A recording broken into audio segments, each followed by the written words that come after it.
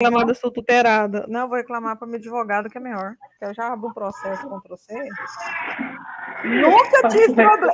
Olha, eu nunca tive problema para fazer lives, tá? 5 anos nessa vida. Aí a Anne chega e... Me dá problema. Tá tudo... Então, vamos lá. Craquete começando. Novas conversas, ano 4. Eu acho que agora eu fiz conta certa. 22, 3, 4, ano 4. Ou vai começar o ano 4.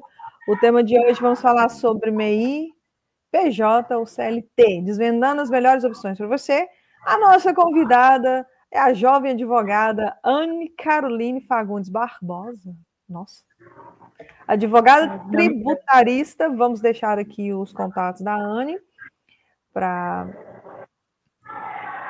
Vai ficar na descrição também. E a gente tem, assim, algumas perguntas que a Anne fez. Primeiramente, Anne, muito obrigada por aceitar o convite. Agradeço, Carol. Estamos trazendo pessoas novas para novas conversas, que sempre foi ideia, né? Começou com somente elas, depois somente elas nasceu Profissões, o Profissões virou novas conversas, estamos aí já entrando no 4º ano. A Anne abriu uma enquete em algumas redes sociais para algumas dúvidas, tem algumas dúvidas também, que a gente já conversou antes, e a gente já vamos começar lascado, que esse novas conversas ele é curtinho, né? Ele é smart, estourando 30 minutos, mas continua do mesmo jeito, gente, muita informação, muito conhecimento para, né, para vocês, com bom humor também, lembrando que, lógico, a gente teve um problema, não entrou, um monte de coisa, né? Acontece. Então, vamos lá. O mercado de trabalho, ele está mudando muito, né? Mudando muito, muito, muito. E aí a gente fica com aquela dúvida. Hoje eu quero sair do CLT, o que é um PJ e o que é um MEI? Vamos lá. Já vamos começar daí. Todo seu. O MEI, ele é um microempreendedor individual. O MEI, ele seria aquele empresário iniciante, um empresário individual. No máximo, ele tem um funcionário. Mais do que isso, não se enquadra no MEI. Costumo dizer que é aquele motorista do Uber, ele pode ser considerado MEI, um entregador de aplicativo, ele também pode ser considerado MEI. Aquele empresário pequeno, que ele não tem um grande movimento, um faturamento mensal pequenininho, ele pode ser o MEI. O MEI é sempre aquele empresário que tem um faturamento pequeno, ele não tem um faturamento muito alto. Então, o MEI, ele vem com essa vantagem. Sim, ele tem essa questão de valores, né? O CLT é a pessoa que está registrada numa empresa, então ela tem aqueles benefícios da empresa tradicionais, né? Como tem uma mudança agora, gente, é o seguinte, tem uma lei que tem, aproveitar que a Ana está aqui, depende da empresa, se o funcionário morar até 3 quilômetros, a empresa está isenta de dar o vale transporte, né? Isso já é uma realidade, então tem muita gente que não está sabendo. Aí o CLT, você está fixado naquela empresa, você vai ter aquele salário, alguns benefícios. Eu quero sair da CLT e ir para o PJ, que é a pessoa jurídica. Eu vou sair da pessoa física, né, contratada, e vou para a pessoa jurídica. Qual que é a vantagem, Anne? E qual que é a desvantagem de eu deixar o CLT para o PJ? A gente fala assim, que o PJ, ele normalmente é aquele empresário que ele tem um faturamento maior. Ele não é o MEI, que ele é uma renda pequena, ele quer um faturamento um pouco mais alto, ele tem um capital maior, ele quer captar mais clientes. Então, o PJ, ele se enquadraria como uma microempresa, uma AIRELI, outras empresas com enquadramento maior. A vantagem, você vai ter maiores benefícios, mas sempre você vai pagar mais imposto. Diferente do MEI, o MEI hoje, a renda variável do MEI anual é de 81 mil. O PJ, ele já ultrapassou 81 no meio, você já é PJ, você já é considerado PJ. Você já tem um CNPJ no seu nome, como MEI, passou de 81 meio, você já é PJ.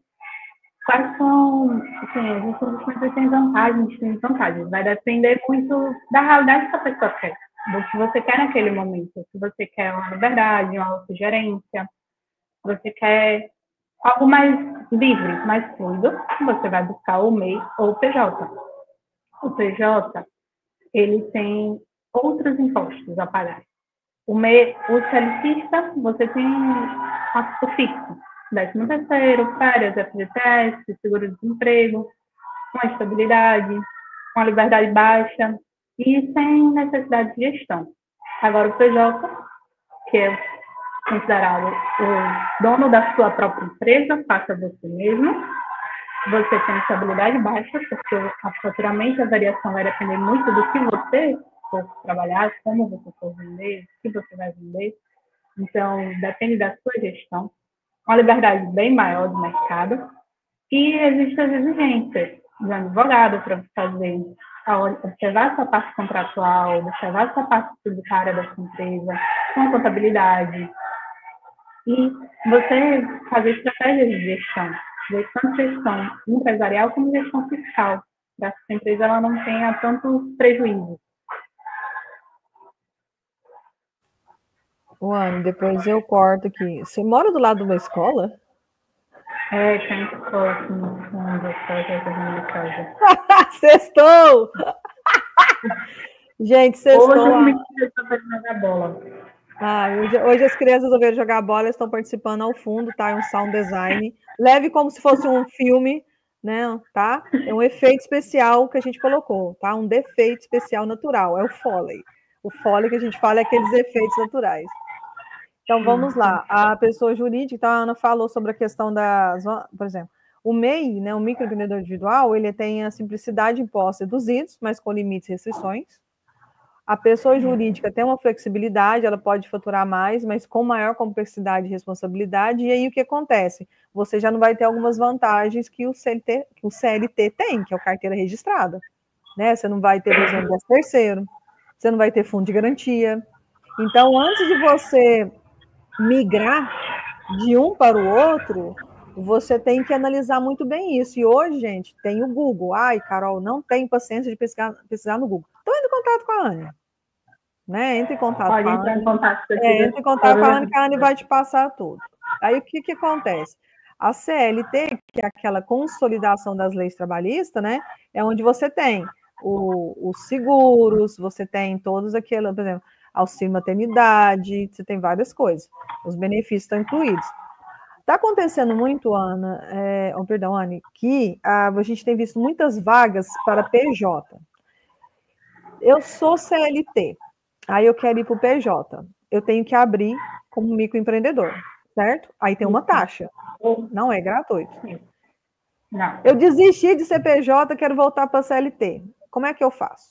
Eu vou pagar de novo ou não vou pagar? Como que funciona? Você vai ver como está o faturamento da empresa, se todos os impostos são pagos, se está tudo regularzinho, e dar baixa nessa empresa.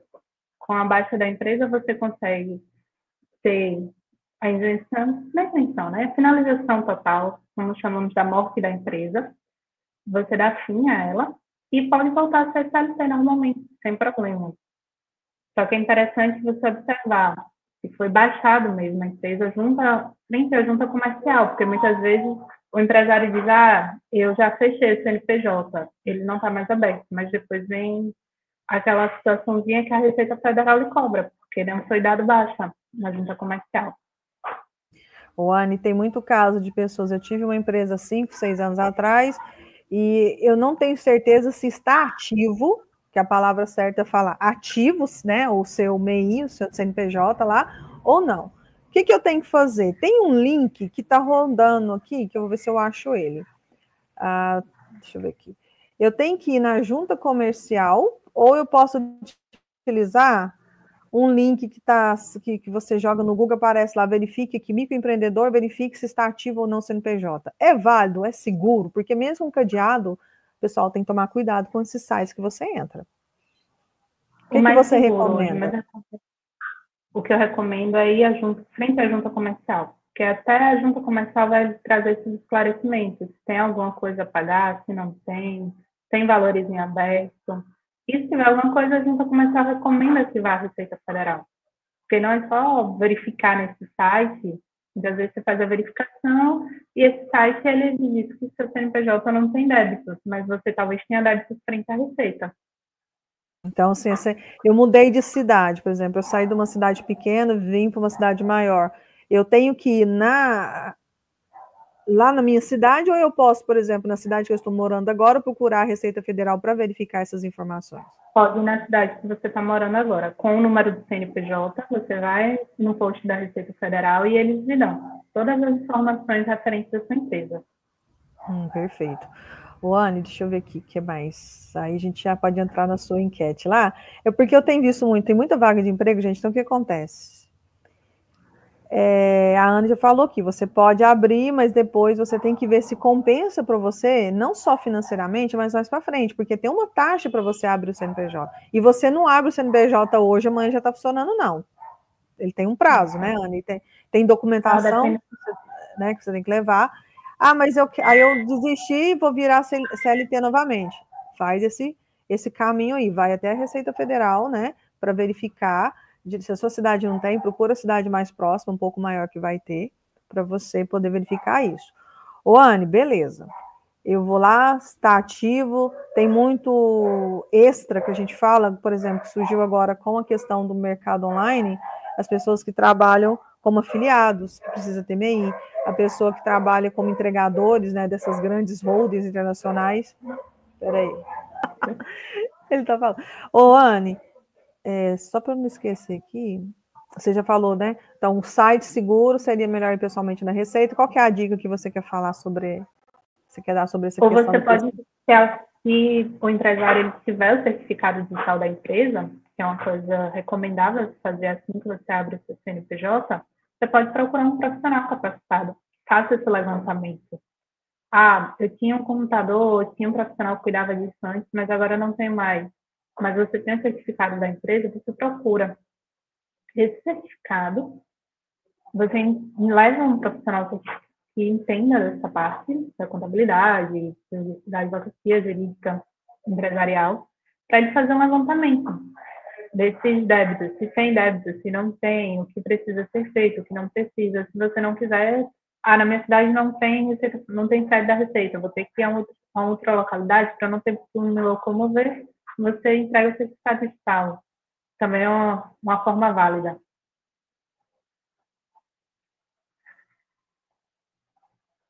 Ô, Anne, eu posso estar como CLT trabalhando numa empresa e trabalhar também como PJ?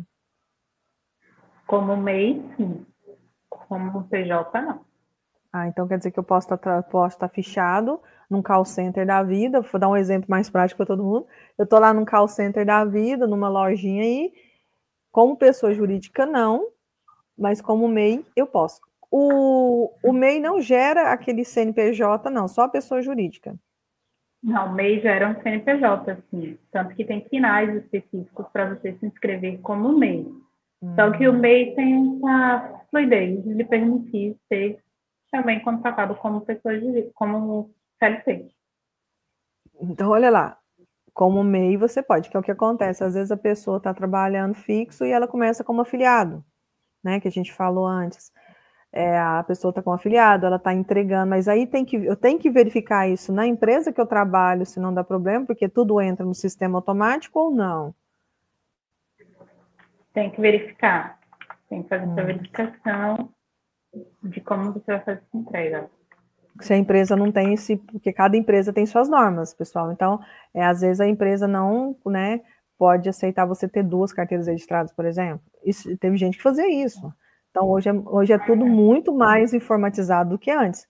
Então, antes de tentar fazer essa gambiarra, essa gambirration aí, verifica na empresa com o RH, né, fala, eu queria né, mas sim, fala com um jeito, né, para a pessoa não achar que você está querendo largar o emprego, não está satisfeito e ser pior para você, infelizmente. Aqui a gente rasga o tabu. A gente fala mesmo. Ô, Anne, uma dica então, pode falar. Trabalhar como CLT é ele buscar uma pejotização. Mas tem uma das lives que eu já apresentei. Podem procurar lá no Instagram que vocês vão encontrar. Que a pejotização é um desses temas que pode ser tratado como quando o PJ pode ser contratado por empresa, como CLT, mas tomar cuidado para ele não cair no CLT oficialmente. São essas nomenclaturas. Porque o PJ tem as suas características. né, além de ter a questão de valores, né, para a questão de imposto, porque, gente, não se iluda, você vai ter que pagar imposto. Você vai pagar muito mais imposto como MEI e PJ, às vezes, do que como pessoa física CLT. Porque o CLT, você divide um pouco dos impostos com a empresa. Então, o que acontece? Por que as empresas querem contratar PJ hoje? Questão de imposto, porque quanto mais alto for o seu salário CLT, mais imposto a empresa paga e mais desconto de você, né? Isso aí você assusta vendo seu onerite hoje em dia. Você ganhou um pouquinho mais, vai descontar mais. Infelizmente, é assim que funciona, né? A gente tem essa problemática de imposto. Então, verifica muito bem se isso é vantagem ou não, ok? A Anne já explicou. Anne, pode, sobre a enquete, que a gente já falou alguma coisa, ou você tem algumas outras dúvidas, né, que foi feita na enquete? Trouxeram uma dúvida na enquete para mim, como fica a parte do INSS do MEI, ou do MEI ou do PJ. O MEI, ele paga um DAS mensal. Nesse DAS mensal, ele já paga o valor da contribuição do INSS. Só conferir. É o DAS, né? Aquela guia, né? É o DAS mensal. Ele já paga o percentual de 5% para o INSS no mês. Por exemplo, tem o valor mínimo que eu pago mensal de recolhimento, por exemplo, o INSS são em torno de 80, 100 reais, dependendo, né? Agora subiu, né? Então, um pouco mais. Tem uma taxa mensal que eu pago no MEI? O MEI é uma taxa mensal de 5% no valor de contribuição do INSS. Tá, ela é um pouco paga menor, junto né? DAS, que ele paga junto nesse DAS fixo, que é mensalmente, junto com outros dois impostos, que é o ICMS e o ISS. Então, por isso, gente, que é importante você verificar se você não está com dívidas, que a gente falou no início. Porque se você tá, antes de você ter cancelado, eu fiquei muito tempo, a minha empresa tem muitos anos, mas a dívida vai correndo, não vai? A dívida vai Por correndo. exemplo, eu tive uma empresa há 20 anos atrás, eu dei baixa, mas eu tenho que ir lá quitar, porque pode gerar uma dívida e isso pode trazer transtornos com o leão, né? Com o fisco, né? É complicado, gente. Beleza. O leão é impagável. Ô, Anne, então paga mensal, é igual o INSS. Por exemplo, tem muita gente que trabalha sem carteira assinada que às vezes não paga o INSS. Gente, você compra esse carnê, ou então hoje está tudo online. Anne, por exemplo, eu estou trabalhando, eu não tenho carteira assinada, mas eu quero começar a pagar uma contribuição em cima do que eu ganho. Como que eu faço? Eu entro aonde, eu vou aonde? Pronto, vou dar o passo a passo aqui.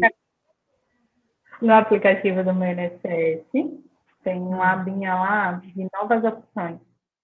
Contribuição. Aí nessa aba você vai botar em contribuição.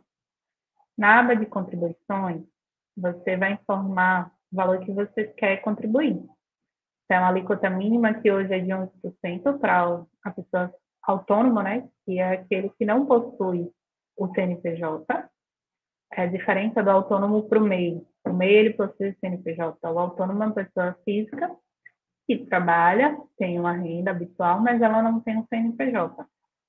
Então, esse autônomo, ele paga uma alíquota de 11%, que hoje, se eu não me engano, está R$ 164.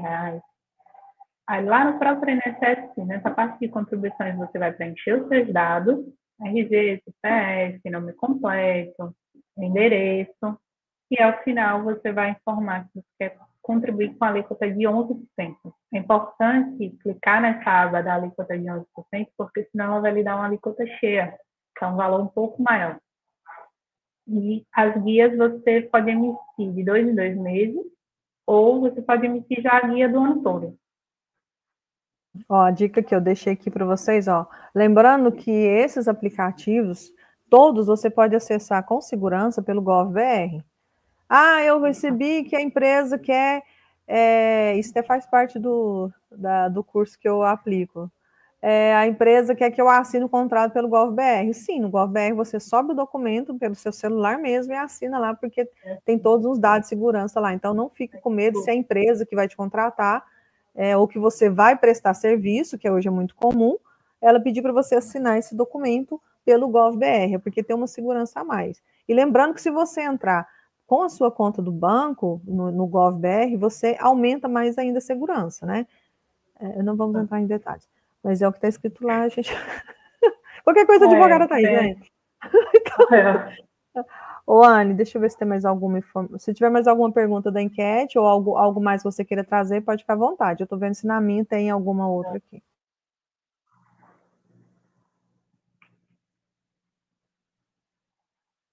Tem uma pergunta da enquete de como faz para reativar o MEI. Tem duas opções. Se o MEI está inativo por débito, se ele estiver inativo por débito, você pode entrar no gov.br/MEI e regularizar o boleto dos DAS, porque o boleto dos DAS, o próprio contribuinte, ele pode emitir, ele não necessita obrigatoriamente de ter um contador. Ah, mas se eu quiser ter um contador, ok, você fica livre dessa preocupação mensal. Mas você mesmo, como MEI, você pode fazer a emissão desses boletos, são boletos mensais. Então, após o pagamento desses boletos, você dá baixa, o máximo, o prazo máximo de pagamento que eles informam, dependendo se for boleto bancário, se for Pix, é automático, o seu MEI, ele volta a ficar ativo, ele deixa de ser inativo, ele volta a ficar ativo. E se for abaixo do boleto bancário, se estar abaixo do boleto bancário, ele volta. Agora tem a opção de um MEI que foi baixado, que foi encerrado. Esse MEI baixado, ele não tem mais como ser ativado. Vai ser pedido um novo cadastro e um novo CNPJ com um número diferente. Lembrando que para abrir um MEI diferente do PJ, o MEI ele não precisa pagar taxa. Não há necessidade de pagamento da taxa. Mas com essa novo MEI, você perde o histórico do MEI anterior, com essa baixa. Então, é importante. Eu não quero deixar de ser MEI. Então, tome cuidado para você não encerrar o seu MEI. Porque se você encerrar o seu MEI, você perde o seu histórico anterior e começa tudo novamente. Até as contribuições para o INSS, você não vai perder as contribuições anteriores que você já fez, mas você vai precisar contribuir com um novo MEI, com um novo número. Isso é interessante, porque assim, você pagando, você tem direito ao INSS, a utilizar o SUS, né, tem alguns benefícios ali. O autônomo, por exemplo, que a gente falou, aí a Ana especificou que você vai entrar lá no aplicativo, né, do meu INSS, e lá no aplicativo do meu INSS, você vai escolher se você vai ser como autônomo, né, que geralmente é as meninas da faxina, que hoje a gente fala manutenção, ficou mais chique, né? Então, assim, eu sou autônomo, eu mexo com música, eu mexo com isso, né? Então, você vai lá no meu aplicativo, meu INSS, escolhe que você quer pagar como autônomo ou CNPJ, né? A Anne já falou, volta o vídeo um pouquinho para prestar atenção novamente. Peraí, eu vou olhar de novo o que a Anne falou. Preenchendo os dados, e aí você fazendo isso pelo GovBR, que é mais seguro, né? Para você verificar. Então, assim, tem vantagem? Tem. Mas é onde a gente conversou aqui. Verifica para você, porque às vezes você vai ter esse valor todo mês para você pagar, porque tem muita gente que acha que não. Né? E a questão da aposentadoria, Anne, eu estou como autônomo já há alguns anos, e né, também tenho a minha empresa fatura já dentro do MEI, eu vou seguir o mesmo tempo de aposentadoria determinado ou tem alguma diferença de tempo para que eu possa aposentar? Não, o MEI ele segue o mesmo tempo da aposentadoria determinada. São 15 anos de contribuição e a idade hoje, que é importante frisar nesse ponto. Tem que ter a idade para a aposentadoria. Antes da regra da reforma tributária, não era necessário ter idade, mas se tivesse contribuição, você se aposentava por contribuição. Hoje não, hoje é a junção dos dois, idade e tempo de contribuição. Foi até bom você tocar nessa, eu lembrei. Te mandaram uma pergunta aqui, e eu fui que mexer aqui, você falou, eu lembrei. Gente, eu tô velha, mas eu ainda lembro das coisas. De vez em quando. Ô, Anne, eu acabei me aposentando por questões de saúde, que a gente sabe que tem algumas lesões, né, alguns acidentes de trabalho ou não, que acabam te dando esse direito. Eu tô aposentada, né, ganhei esse benefício por invalidez ou incapacidade. Eu posso abrir um MEI? Eu posso trabalhar como PJ? Eu vou perder o meu benefício ou não? Essa pergunta um pouquinho... Essa pergunta foi mandada por alguém. Da área jurídica. Tô brincando. Não, na verdade, assim, é porque tem essa questão, porque a gente sabe que, infelizmente, esses benefícios é um salário mínimo, né? É muito difícil você conseguir receber mais de um salário mínimo. E, às vezes, a pessoa não tem uma renda, alguma outra coisa por fora. Aí, então, assim, eu estou com essa doença, infelizmente tem doenças degenerativas, né, muito sérias, você tem que verificar se encaixa, porque nem tudo hoje encaixa mais com doenças incapacitantes para você receber um benefício ou aposentar por ele, né, porque infelizmente tem acidentes, trabalhos, até acidentes domésticos, né. E aí tá, Ana, eu estou ganhando lá o meu benefício lá desse salário, eu posso abrir ou não? Eu posso perder o meu benefício? Pode, porque é considerado que você está na atividade remunerada, que você voltou à atividade de trabalho, mesmo que seja somente para completar a renda, porque o benefício é pouco, de um salário mínimo, mas eu quero só para complementar a minha renda. Mas o seu benefício não é por tempo de contribuição, e sim por incapacidade laborativa. Então, a incapacidade laborativa, ela lhe impede de abrir um CNPJ, independente, com PJ ou com MEI. Ela lhe impede nas duas opções. Anne, e assim, a gente está tendo um crescimento muito grande na área do audiovisual, né? Com essas leis de incentivo à cultura. Tá? Por exemplo, às vezes eu preciso de um figurante idoso, ou às vezes uma pessoa com PCD, e a maioria, nem todos, mas vamos supor, certo? É um exemplo, tá, galera? Porque, assim, como eu tô dentro dessa questão do audiovisual também, como agente cultural, que eu estou fazendo um curso agora, não tem essa especificação ainda, mas assim, quando eu vou montar um projeto de um filme, de um curta, de um musical, né, qualquer coisa de arte, você tem determinadas regras, você tem documentação para entregar, certo? Se eu precisar contratar uma pessoa, um idoso, um PCD, um jovem que se encaixa nessas comorbidades, ele pode gerar uma nota fiscal de serviço sem problema? Sim, ele pode gerar uma nota fiscal como autônomo. Porque aí vai gerar aquela nota fiscal normal, né? Que você vai lá e, de acordo com o que você for receber, você paga em cima daquele teto, né? Porque tem um valor. Por exemplo, gente, dependendo do que você faz, a prefeitura, na sua prefeitura, a secretaria lá de finanças consegue te ajudar com isso. Você vai lá com o seu CPF, lá, tudo direitinho, eles vão fazer o cadastro para você no site, porque é tudo pelo site, para gerar essa nota fiscal de serviço, tá? E aí lá tem uma tabela. Então, assim, e é bom você lembrar o seguinte: você tem, às vezes, um prazo para pagar essa nota fiscal eletrônica que gerou de serviços. Tem que ter um dinheirinho guardado, porque é de acordo com o que você recebeu. Né? A gente sabe que não é Hollywood, mas tem aquela base ali para você pagar. Não é muito caro, a não ser que você entre aí, né, com alguma coisa que pague muito mais, mas é muito, muito relativo. Então, assim, só para ter uma base, porque tem muita gente que pode ter essa oportunidade de um extra, né? Porque tá difícil, para todo mundo. Tá difícil até pro Elon Musk. Então, assim, eu achei legal quando você tocou, porque eu lembrei que a gente estava conversando agora com os meninos do audiovisual aqui, e então, se sempre tem você pode convidar, fora daquela equipe pronta, eu posso convidar uma pessoa de fora, né, um ator, uma atriz, e aí, nesse caso, pode acontecer, porque também é muito justo, né, você tem que ter essa acessibilidade mesmo, né, para ocorrer isso. Então, pronto, a gente já matou até com chave de ouro, assim, mais uma dúvida que ia acabar acontecendo. E muita gente que mexe, às vezes, com isso, não tem essa noção, né? De notas fiscais, de contratos, que é muito importante. Anne, mais alguma? Eu acho que foi, eu gostei, foi top, eu gostei, sim. Tirou até dúvidas minhas que eu mesma não sabia, porque eu ainda não atuei como PJ, né, ou MEI. Já falaram para mim, abre o seu MEI. Eu falei, peraí, mas, lembrei. Tem muito site que você pode trabalhar de afiliado, leia a descrição, porque eles falam, eu lembro que eu não lembro qual é a empresa, também não vou fazer jabá, mas tinha uma empresa que falava assim, verifique na sua empresa se você não vai perder o quê? O seu fundo de garantia ao você se filiar para revender os produtos daquela empresa. Né? E é uma coisa... Gente, leia tudo. Ah, eu não tenho paciência. Então, procure, junte um dinheirinho aí, procure um advogado que entenda para ler os contratos para você, porque às vezes contrato é tão difícil linguajar, que é por isso que os advogados estudam tanto.